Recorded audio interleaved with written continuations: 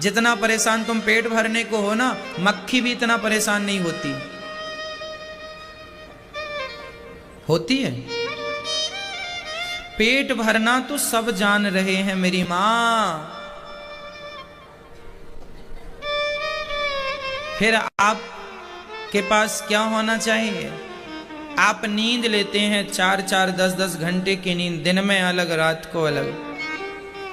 तो नींद लेना तो पशु पक्षी भी जानते, बंदर भी सो लेते हैं। आप इंजीनियर हैं, आपको ये अहंकार हो गया कि हम तो इंजीनियर हैं, हम तो बढ़िया बिल्डिंग बना लेते हैं, हम तो पढ़ लिख गए।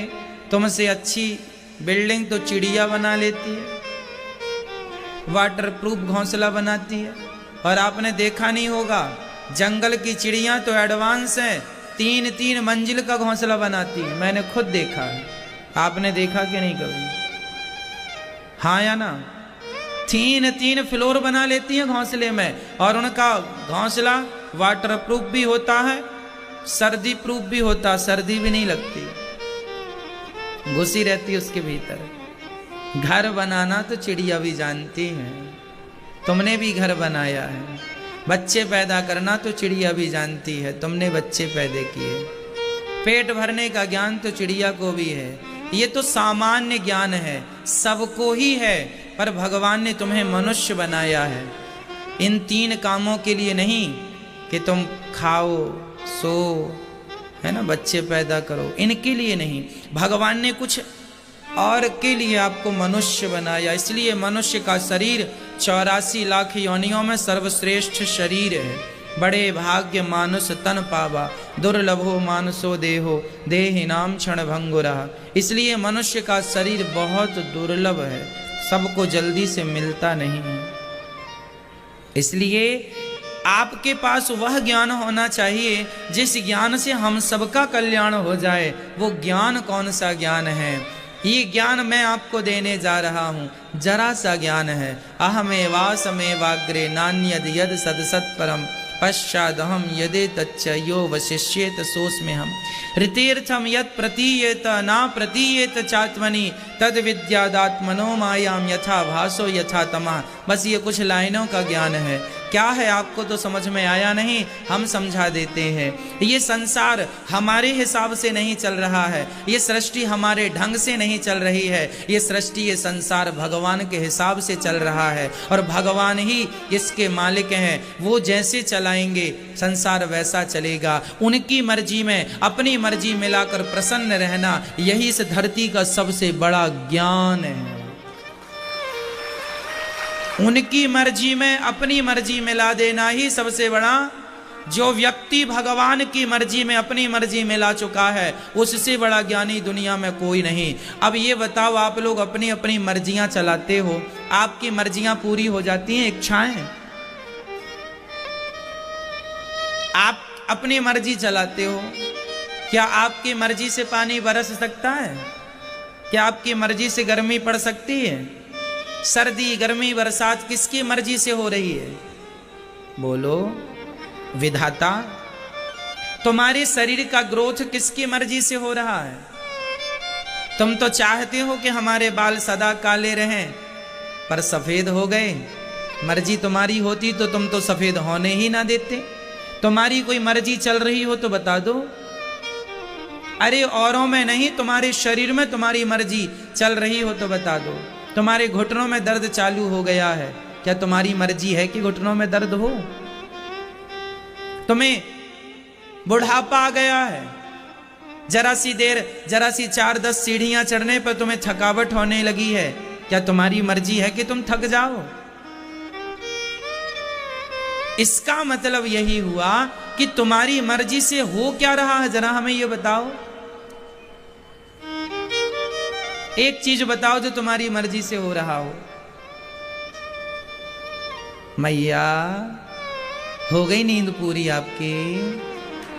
अच्छा, हमने सोचा क्यों डिस्टर्ब करें, पाप लगता है किसी को नींद से जगाने में।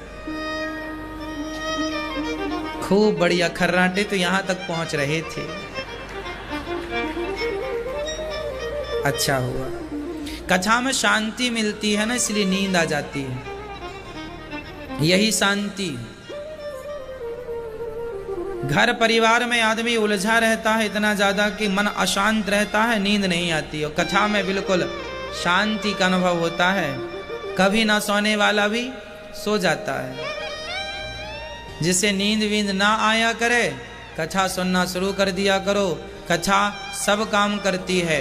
रात को मोबाइल पे कथा चालू करके लेट जाओगे, 10 मिनट के अंदर नींद आ जाएगी। आंख बंद कर लो, प्रेम से सुनते रहो, नींद आ जाएगी। कथा भी अपने आप में एक लोरी है। कथा भी अपने आप में एक लोरी है। विश्वास ना हो तो प्रैक्टिकल कर लेना। कथा सुनते सुनते नींद आ जाती है ना। आप मोबाइल पे चालू कर लेना, रात्रि को नींद, आंख बंद कर लेना, फिर देखना, जल्दी नींद आ जाएगी। वैसे तो आप 1 घंटे तक नहीं सोएंगे, करवट बदलते रहेंगे, पर कथा चला लेंगे मोबाइल पर, जल्दी नहीं। इसलिए आप अपने मोबाइल पर यूट्यूब पर अनिरुद्धाचार्य जी डाल के और चैनल को सब्सक्राइब करके और कथा से जुड़ी रहिए। सत्संग हर हाल में होता रहे, भगवान की कथा कानों में जाती रहे, मन को शांति यहीं से मिलेगी। शरीर का भोजन रोटी है, शरीर का भोजन दाल चावल सब्जी रोटी है, पर मन का भोजन, आत्मा का भोजन तो भगवान की कथा है। तो कथा भी तो उसे चाहिए ना। अब बिना कथा का आदमी चिड़चिड़ा हो जाता है, हैंग हो जाता है, फिर उसके अंदर अहंकार, उसके अंदर कपट, ये सब बुराइयां प्रवेश कर जाती हैं। आपके अंदर कोई बुराई प्रवेश ना करे, इसके लिए जहां सूर्य भगवान का प्रकाश नहीं पहुंचता, वहां क्या पहुंच जाता है? बोलो, क्या पहुंच जाता है? अंधकार।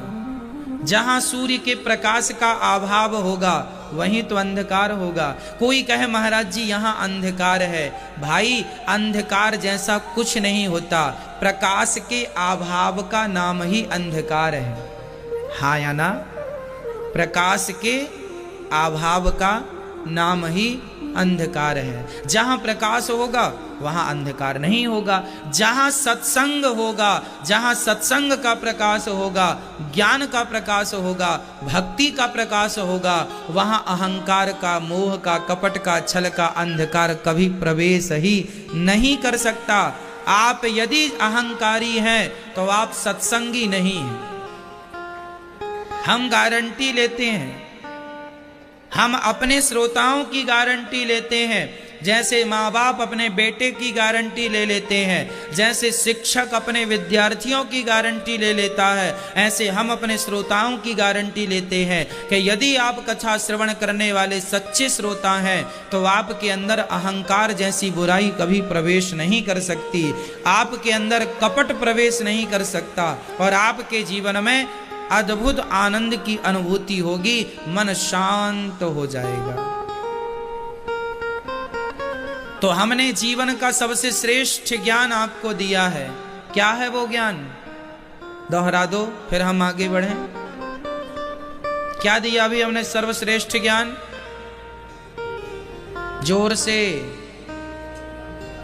बताओ, बताओ बेटा, क्या हमने उपदेश ज्ञान दिया अभी आपको? सर्वश्रेष्ठ ज्ञान। यह ज्ञान कम से कम 21 करोड़ का है। इस ज्ञान की कीमत कितनी है? कम से कम 21 करोड़। ज्ञान तो अनमोल होता है, फिर भी आपको हम 21 करोड़ का धन आज प्रदान करेंगे। सबके खाते में आज 21 करोड़ ट्रांसफर हो जाएंगे सबके खाते में।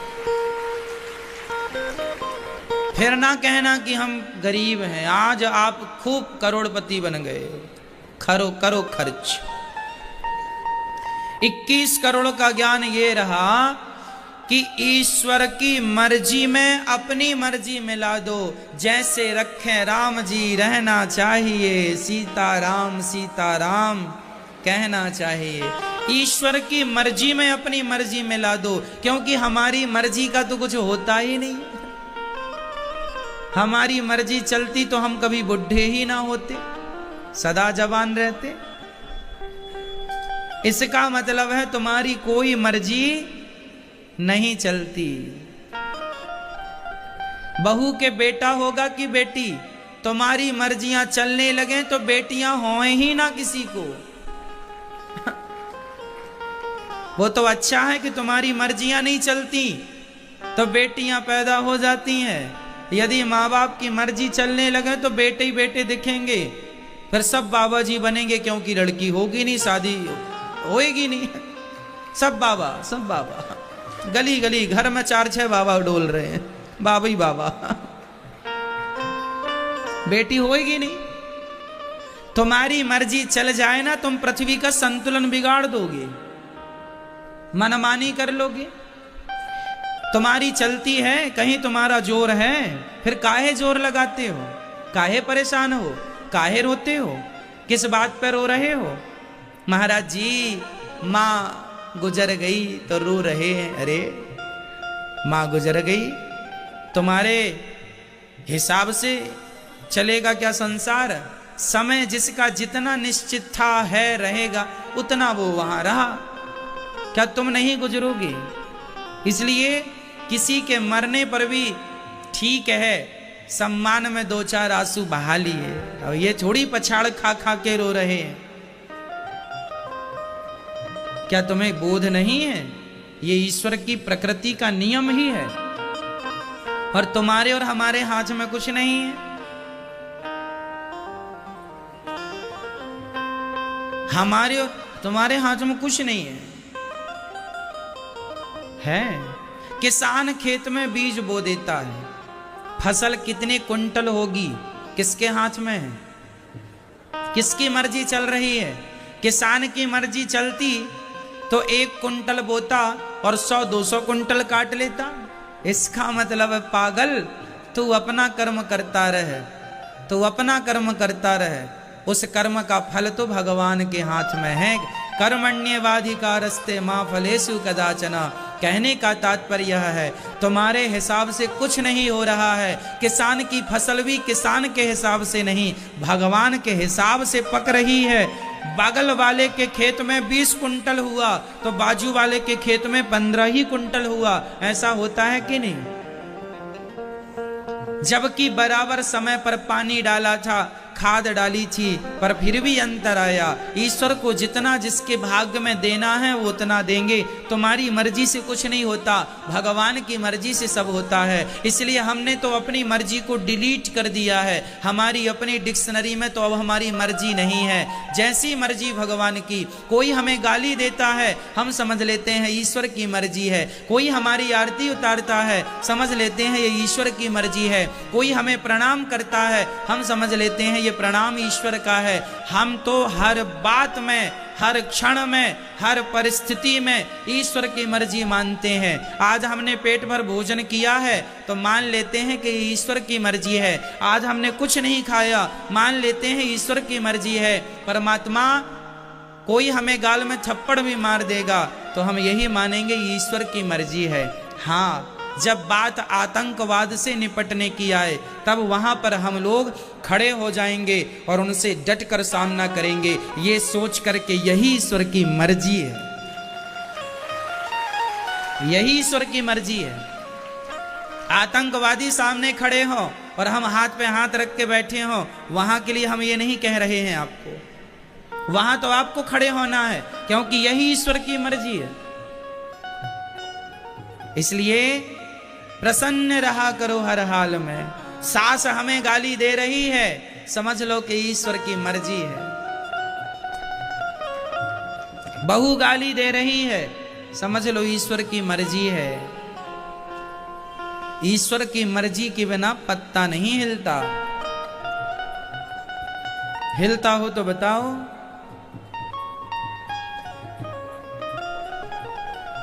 सब उन्हीं के ढंग से हो रहा है। इसलिए हम अपनी मर्जी बिल्कुल ना चलाएं। साथ है आपके अच्छे कर्म आपके साथ है, इसलिए आप धन दौलत से संपन्न हैं। जिनने अच्छे कर्म नहीं किए आज वह परेशान है ना। जो पेड़ हमने लगाया पहले उसी का फल हम अब पा रहे हैं। रचा है सृष्टि को जिस प्रभु ने, वही ये सृष्टि चला रहे।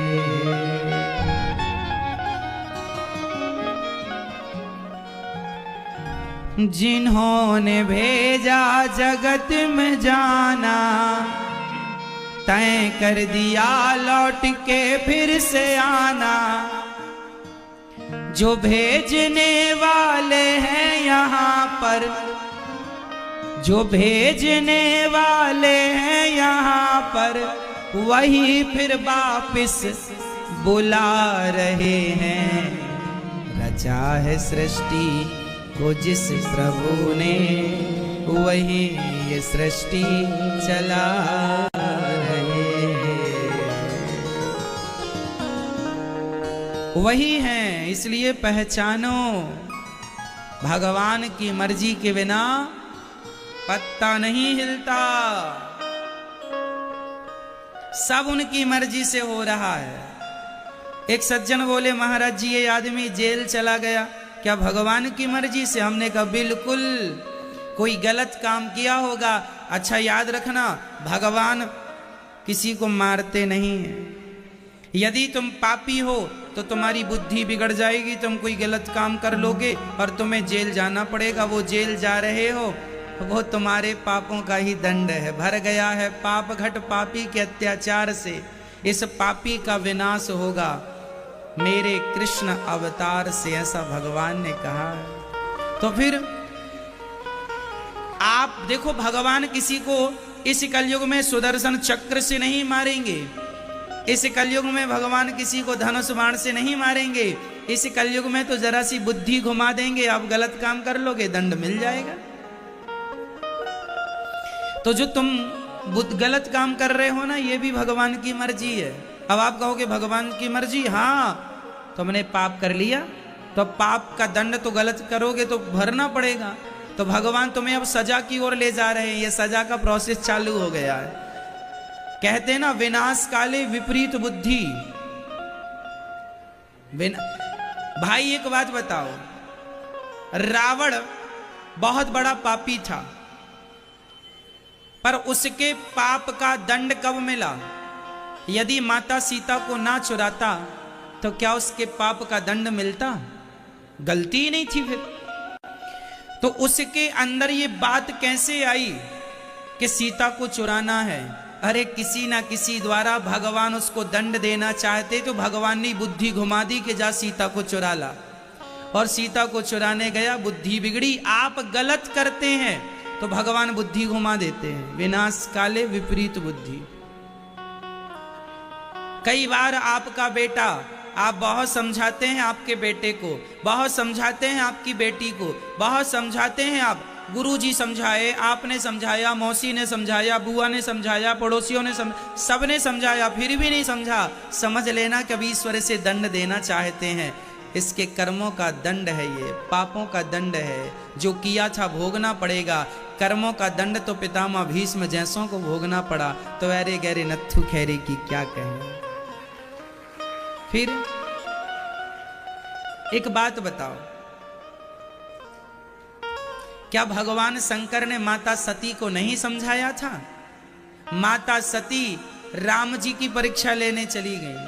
जब राम जी वनवास में माता सीता को खोज रहे थे, राम जी कह रहे, हे खग मृग हे मधुकर श्रेणी, तुम देखी सीता मृग नयनी। हे खग मृग, तुमने सीता देखा?